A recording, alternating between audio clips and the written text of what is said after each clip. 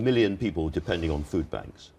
Well, obviously, I want a country where people don't depend on food banks. We did something so why by more and more people depending on food banks one of the things we did was that Labour, because they didn't like the PR of this, they didn't advertise or promote the existence of food banks through job centres. We changed that because we thought that was basically sort of selfish and short-minded. And according to the Trestle Trust, who run these banks, that accounts for just 3% of the people using food banks at the moment, so it's not a significant thing. But can I take you to an individual case? James Clapson, who was a former soldier, worked very hard for a long time, then was on benefits, failed to turn up to 2 job centre interviews, had his benefits removed for a month, he was diabetic, his insulin couldn't be refrigerated, and he died 2 weeks later. Now, that is the kind of case that is coming up again and again and again and shows that the welfare cuts have been agonisingly painful for real people out there. Well, we have hardship funds, and councils have hardship funds for exactly those sorts of tragic cases. But if you're asking me, is it right that people who are asked to turn up for interviews or asked to fill in a CV or asked to apply for a job should have to do those things before getting benefits, then yes, it's right that we do have that system in place. But we always, as I put it on the steps of... This sanction system has been very, very aggressive. Another case of a man who had learning difficulties and filled in his form by hand rather than by computer and was refused benefits. There's lots of these cases, and you won't have a review. You should have a review of the system, surely. Look, I look at all of those individual cases, and all of those cases can be addressed by the hardship funds and the flexibilities that are there in the system. But we have sanctions for a reason. People watching this programme... You don't get the hardship fund for 2 weeks. Hold on a second. By the way. People watching this programme who pay their taxes, who work very hard, they don't pay their taxes so people can sign on and show no effort at getting a job. As I put it on the steps of Downing Street, those who can should, those who can't, we always help. That is the principle that should always underline a compassionate benefit system. So why are you getting rid of the Independent Living Fund? It's going in June. Well, what we've done is we've given that responsibility to local councils as the last resort, and local councils have that funding available to help in the difficult... They have it there for the difficult cases. But look, the crucial thing here, Andrew, is how do you help people out of poverty? How do you help people get a job? And what we've done is 2 million more people in work, 2 million more apprentices, 900,000 people off welfare and into work. Okay. And that is connected to all the difficult decisions that we've taken as a government. There's no accident we have this economic recovery, but we could put it all at risk if we get the accident of a wrong government. You've found 2 million people jobs. Do you know what proportion of those 2 million people are foreign nationals? And recently, about 2/3 of the people getting jobs have been British nationals. That is a huge contrast. A third are foreign. That was, when I became Prime Minister, 90% were foreign nationals. What we've done as a country is we've improved our education system, we've trained apprentices, we've reformed welfare. There is a connection between these welfare reforms we've made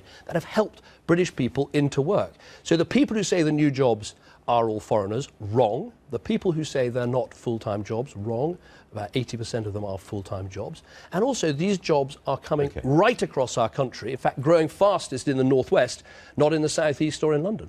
Now, the $8 billion that you've found somewhere under a desk, whatever it is, for the NHS over the next few years. I had a conversation with your Chancellor about that. I'm not sure we got very far, but can I put the same sort of questions to you? Is that money that you're going to borrow, that $8 billion? No, that is money from within our spending plans, which we've set out. So you're taking it from somewhere else? Well, Andrew, let me explain something, and please just give me a second to do it. In the last Parliament, we had to reduce public spending by $100 billion. We also cut taxes by $10 billion, and we increased spending on the NHS by $7 billion. In this Parliament, we are being less ambitious. We only have to take another £30 billion of savings. That is much less than the $100 billion. We need $8 billion for the NHS, a tiny bit more than the $7 billion. Any of these figures, well, they're not complicated. And our plans for tax cuts are $7 billion rather than $10 billion. Are very, very different. So what we're saying is we have a track record of protecting the NHS, investing in key services, getting the deficit down, and cutting people's taxes. Elect us, and we can continue with that balanced and sensible plan. Go with Ed Miliband, backed by the SNP, and all of this is at risk. OK, now your big announcement this morning is that you're giving people up and down the country the right to buy Lloyd's shares when Lloyd's is put back into private ownership. A lot of people will say, A, this is something you have announced many times before, and B, that it is in effect yet another Conservative bribe. Well, first of all, We haven't announced it before. We've said we want to see Lloyds back in the private sector, but we haven't said there'll be a retail offer to individuals so they can own shares in healthy, successful British banks. But the crucial point about this is it's more of clearing up the mess that Labour left us. We had the taxpayer put £20 billion into these banks, and I want to get the money back. And that's what we're doing. We've already recovered billions, and this will help us to recover billions more to pay down the national debt. But at the same time, I think that having people in our country being able to own shares in healthy, successful British banks is the sort of country we should be building.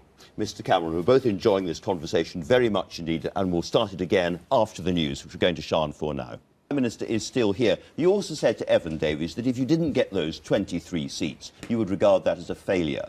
In those circumstances, would you step aside and let somebody else do the job? I'm going to spend the next 19 days, because that is what is left, fighting for the overall majority that I think this country would benefit from, because it's the only way to continue with the plan that's working, with the jobs, the tax cuts, the houses we're building. Okay. And frankly, it's the only way to stop this alarming prospect of a weak Labour leader propped up by the SNP. If I fall short, I'll come back on your programme and you can ask me you can ask me the question. All right. OK, but let's be serious. We've had 3 weeks now of the polls just not moving. You've thrown so much of this and the polls have not shifted at all. Time is beginning to run out, and many people see this campaign as stuttering somehow. Is it not time to think of John Major? Go out and get your soapbox out and up the ante, up the vim and the... Well, I've already upped the tempo. I spent Friday night speaking to 45,000 Christians in the Excel Centre. I was out at a 15,000 Vasaki parade yesterday. Don't you need to hit the streets? Yes, I will be in the next few days taking to the streets and taking this message about how we should continue with the plan that's working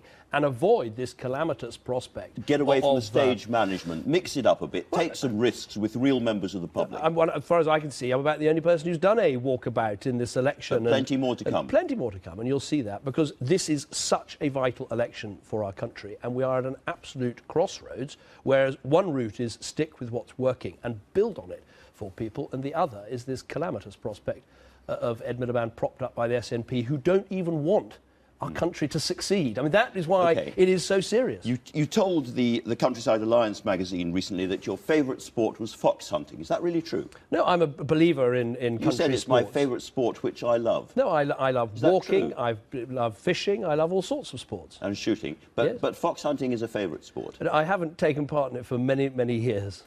If it was made legal again, would you like to fox hunt again? I'm only focused on one thing, Andrew, which is winning this election. We're not and talking about serving Liam here, my we're talking country. about the other kind. No, but I'm only interested in winning the election and serving the country. That is the only thing I'm focused on, and it doesn't give you much time for other things. All right, Prime Minister, thank you very much indeed. Now, we have some fantastic music coming up. Join us again, before I say that, next week at 9 o'clock next Sunday, where I'll be talking to the Labour leader, Ed Miliband, and also by the Mayor of London, Boris Johnson. But until then, we leave you now with a singer-songwriter, Ron Sexsmith, lauded by the likes of McCartney and Costello, and with a voice that's been compared to Ray Davies. This is from his new album, Carousel One, and this is Getaway Car. Well, I believe it's time we blew this dull affair. Won't seem to matter where we are.